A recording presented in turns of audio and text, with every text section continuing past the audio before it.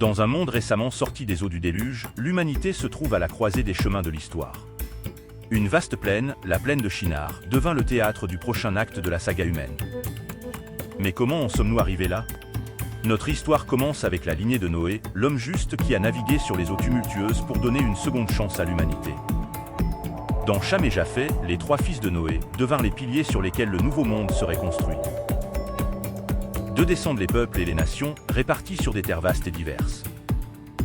Chaque branche de sa descendance a marqué le début d'une nouvelle ère, une ère d'unité. Mais parmi ses descendants, on se démarquerait un puissant guerrier, un bâtisseur de villes, un leader parmi les hommes Nimrod. Nimrod, le premier puissant guerrier sur Terre, chassait non seulement les bêtes, mais aussi les rêves et les ambitions. Sous son règne, des villes surgirent, dont Babel, dans la plaine de Shinar. C'était un monde unifié, sans frontières linguistiques ou culturelles, une humanité avec un seul but. Mais qu'est-ce qui pousse l'humanité à construire une tour qui atteint les cieux?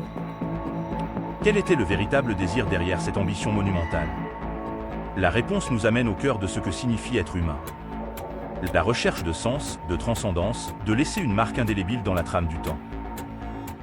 Mais cette unité était-elle la fin de l'histoire, ou simplement le début d'un voyage bien plus riche et complexe? Rejoignez-nous pour percer le mystère de la diversité humaine, un héritage qui a commencé dans la plaine de Shinar et s'est répandu à travers le monde, tissant l'histoire de qui nous sommes aujourd'hui. Dans la vaste plaine de Shinar, un projet sans précédent se dessinait. Des hommes et des femmes, unis par un objectif commun, commencèrent à construire une ville et une tour qui toucherait le ciel. C'était l'expression d'une ambition sans limite, une tentative d'atteindre le divin, un monument à l'humanité elle-même.